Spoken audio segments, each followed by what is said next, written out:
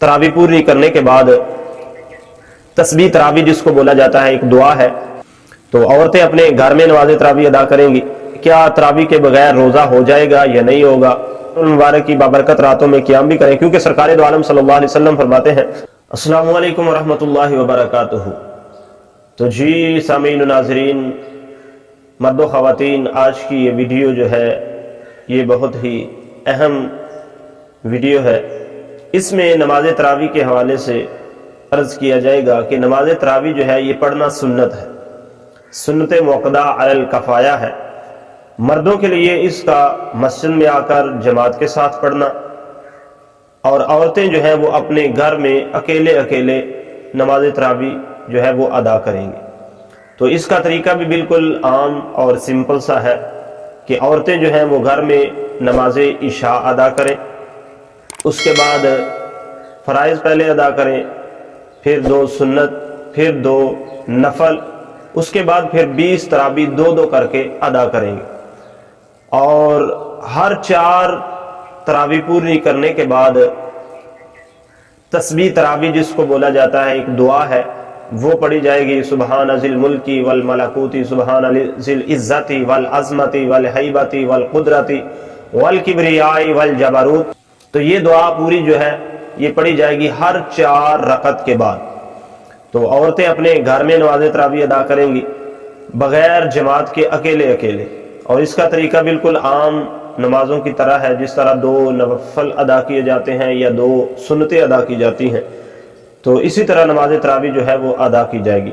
बाज़ लोग ये पूछते हैं कि क्या तरावी के बगैर रोज़ा हो जाएगा या नहीं होगा, या रोज़े का तरावी के साथ क्या ताल्लुक़ है। तो देखें, रोज़ा एक अपनी जगह इबादत है और तरावी अपनी जगह इबादत है। रोज़ा जो है ये अल्लाह ताला की तरफ से हम पर फ़र्ज़ है, और तरावी जो है ये रसूलुल्लाह सल्लल्लाहु अलैहि वसल्लम की तरफ से हम पर सुन्नत करार दी गई है। तो लिहाजा जो बंदा तरावी नहीं पढ़ता, रोज़ा तो उसका हो जाएगा, लेकिन उस पर तरावी ना पढ़ने की वजह से जो अजाब है या जो गुनाह है वो होने का अंदेशा है, ख़तरा है। सिर्फ रोज़ा रखने का उसको सवाब मिलेगा और रोज़ा उसका हो जाएगा।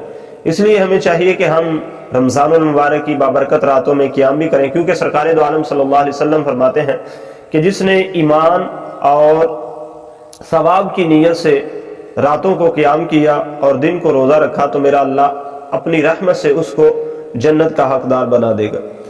तो हमें चाहिए कि हम नमाज तरावी भी अदा करें और दिन को रोज़ा भी रखें। और एक और बात जो बहुत ज़रूरी है वो ये है कि नमाज तरावी की 20 रकतें हैं।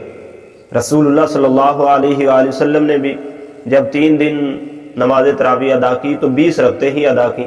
उसके बाद हज़रत सैयदना फारूक आज़म रज़ी अल्लाह ताला अन्हु के दौर में जब बाकायदा इस नमाज को जमात के साथ अदा किया जाने लगा तो 20 रकतों की जमात ही करवाई गई। और सहाबा इकराम रज़ी अल्लाह ताला अन्हुम और दीगर औलिया इकराम से शुरू से लेकर आज तक जो नमाज तरावी की तादाद है वो 20 ही चली आ रही है। तो लिहाजा 20 नमाज तरावी अदा करनी है और 2-2 करके अदा करनी, हर 2 के बाद सलाम फेर देना है। और जब 4 हो जाए तो उसके बाद फिर तस्बीह तरावी पढ़नी है, फिर 8 के बाद तस्बीह तरावी यानी सुबहान ज़िल मुल्की, ये दुआ पढ़नी है। इस तरह 20 मुकम्मल करने के बाद फिर वितर अदा किए जाएंगे, और वितरों के बाद फिर 2 नफल, और उसके बाद फिर दुआ, और उसके बाद फिर अगर वक़्त मिले तो ज़्यादा से ज़्यादा नवाफल पढ़ने की कोशिश करें, और अगर नहीं तो आराम भी कर सकते हैं ताकि सुबह सहरी के लिए उठा जा सके। तो अल्लाह ताला हमें अमल की तौफीक अता फरमाए।